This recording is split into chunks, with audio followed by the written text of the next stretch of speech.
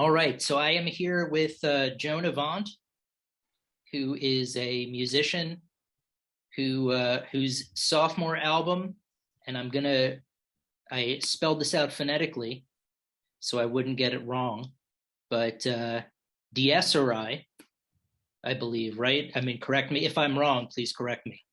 DSERA. Dieserai, okay. As much as I tried to make sure, but the It's okay. that's your sophomore album that will be released December 10th of this year, so just a couple of weeks away. And yeah, so it's great to have you on the show. This Thanks is for having me. Happy Hour with Heather and Guest. So yeah, I listened to the album over the last few days, and I would say if you're not familiar with the music, it's sort of a combination. I would say very operatic. I know the label sort of symphonic rock is in there. Gothic, I would probably throw in.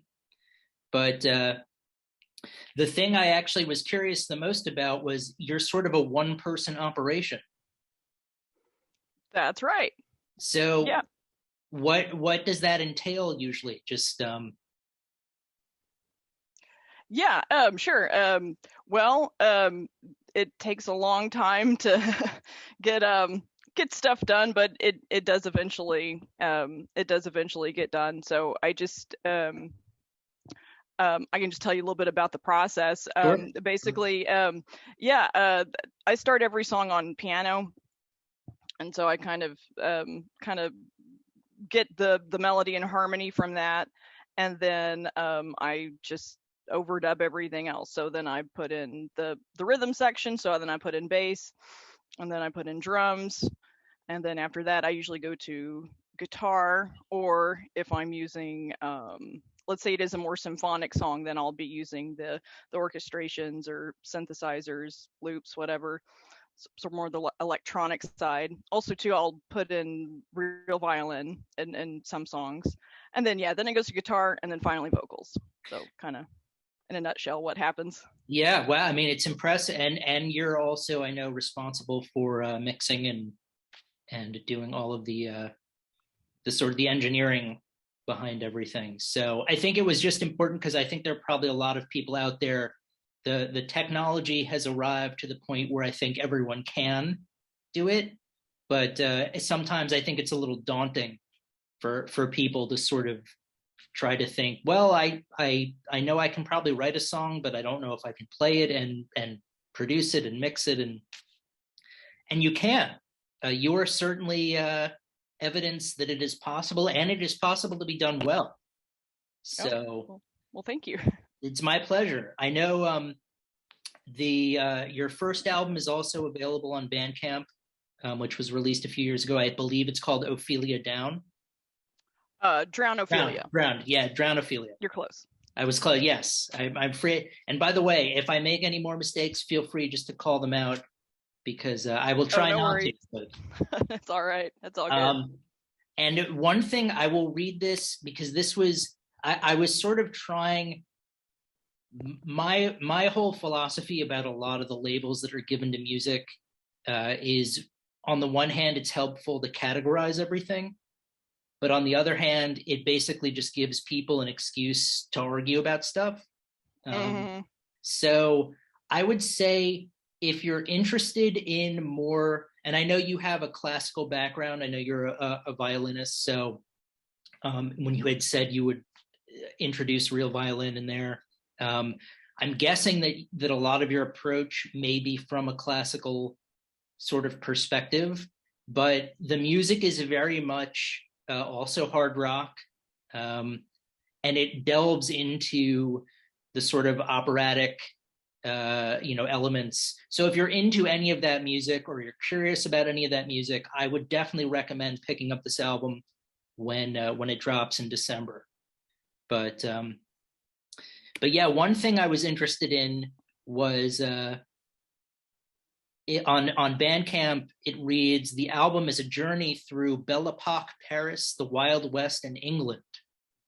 And it was interesting because before I had read that, there were one or two songs, I think, hold on, I will, yeah, Mr. Chandler, in fact, had sort of a saloon feel to it. I felt like in the beginning, the piano was very much reminiscent of what I would hear, what I would imagine I would hear, like a player piano doing. So it was really cool to listen to it the first time without much context, and then to go back after I sort of knew a little bit more. And that's going to be something I really feel people who should pick up the album are obviously people who are interested in this genre of the sort of symphonic hard rock gothic, but there are a lot of layers to it. So definitely take your time, listen to the songs a bunch of times. There's great storylines through them. And how did you come about this being your subject matter that you would want to write about? Was this something you'd always been fascinated with, or was this? Yeah, pretty much. It was probably kind of the catalyst for my interest in kind of the time period was Baz Luhrmann's Moulin Rouge. Sure. So I imagine like if my my music were like something else, it got transmutated in something else, it would be like the rock band that was in Moulin Rouge. That, it's fictional, but it's kind of like you kind of mash the two together. But yeah, I was certainly interested in the time period. Even just I was just really kind of fascinated with the nightlife of yeah, kind of turn of the century, Victorian, kind of later Victorian times, and then yeah, Belle Epoque Paris. Some of it was from school. I loved one of the classes that I actually liked was it was a modern music class, and by modern it meant more like 20th century composers, etc. But you're, of course, you rewind some, you start kind of what led into that period. So I love studying the beginning of that, where that kind of the Claude Debussy and Eric Satie and the you start getting into Bartok and things like that I think get really interesting with music, and they basically had goth clubs in turn of the century Paris. So I'm like, that's fascinating. So I don't know, just a time period I'm super in love with. Well, it works on so many levels, because the music is great. You've certainly made it your own. There are elements of a lot of these genres that are apparent in the music, but it does have that sort of hard rock edge that that's much more contemporary. But I'm guessing having sort of a classical background helps meld the worlds all together. But I'm not classically trained by any stretch, nor did although I did play the violin in school, when we all had to in middle school. But it was sort of great to listen to the music, as I had said, not really knowing so much about what the context was, and then sort of like tracing the roots of like, oh, this is like a player piano in the Wild West in the 1800s. This is very much Belle Epoque France. And then sort of going back and studying up, the titles of some of the tracks, like learning what the derivation was. So again, there's really a lot out there in the music for people. It's very much, you don't have to, I think a lot of people might look at this and say, well, this may not necessarily be in my wheelhouse because I'm not exclusively a Victorian symphonic rock person. But I think there's stuff for everyone within this. So definitely, I would give it 2 thumbs up. Say, go pick up this album in December when it drops. And do you have plans moving forward? Have things settled down? Are you going to be playing live at any point, or is this more of a project you work on and now it's time to move on to the next sort of creative endeavor? Yeah, basically, Yeah, unfortunately, I don't play live yet. I don't want to write it off forever, but if I were to do it, I would want to do it correctly and actually have members of a band do it. I Sure. wouldn't want to just karaoke style it.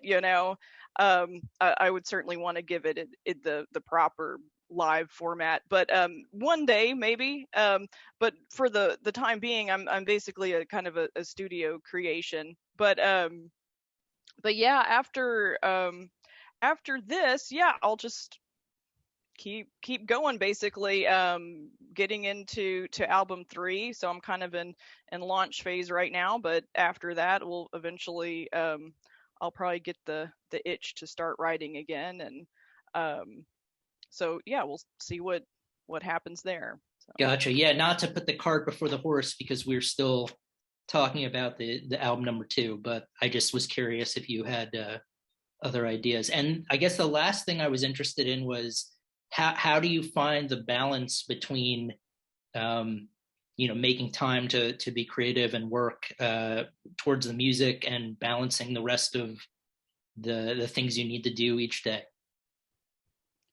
um yeah, so it just, things for, I mean, like in if for instance in the writing and the producing process, it just a few hours at a time. I am a mom, I have 2 kids, and so um we're certainly busy around here, and then I teach too on top of that, so we just kind of mix, you know when they're in school, I'm busy writing, and after, sometimes even after they go to bed, I'm, mixing or something, so it's just, you steal time away to get it done. But yeah, it eventually, if you keep at it, it eventually gets done. I'm kind of a workaholic, so it works.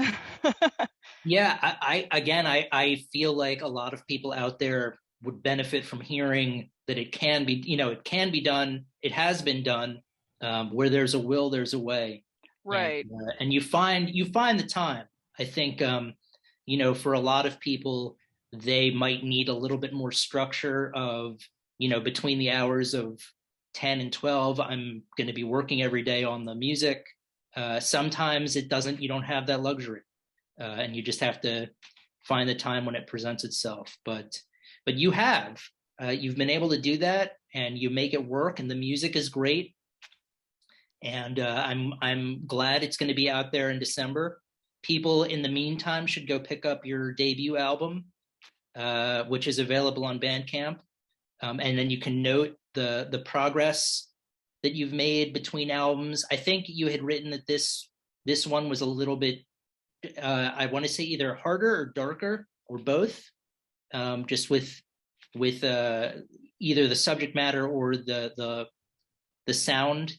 Yeah, I would say so. I would say this, if for instance, if you have heard Drownophilia, my debut, you'll probably find that this next one is, yeah, it's kind of harder, darker, louder. It's more of that in a sense, kind of more of what I think the first one had touched on. I think this one goes a little deeper. So Yeah, I would. I mean, I went back and listened to a couple of the tracks just to see what the what directions you were moving in as you progressed. But I would definitely agree with you. It had more of all the words, all the adverbs, harder, darker, louder. I definitely think that you've hit a home run with this one, and I look thank you. forward to hearing how people react to it, because the subject matter is unique. The style is not necessarily something that I listen to frequently, but I found there was a lot in there that I really enjoyed, and I'm looking forward to going back to. So, for those of you out there, pick up Joan Avant's sophomore album, and I'm going to try to pronounce it again. I'll probably mess up. Dies Irae? E-Ray. Irae. I was so close. Pick that It's up. all good. December 10th is when it drops. And in the meantime, you can get Drownophilia, which is also available. Anything else you want to let people know about the album or what you have going on? Basically, if you, I would just say if you want to learn more, basically, you can reach me at joanavant.com. That will split you off to anything I'm on, so all the listening sites, and then plus all the socials. So if there's anything, yeah, anything you're on and you want to follow me on, you'll be able to. It's a good directory for all of those different avenues. Okay, great. So go to joanavant.com. That's JoanAvant, and you'll be able to find out what she's up to. So thank you so much for taking the time to talk with us. I appreciate it.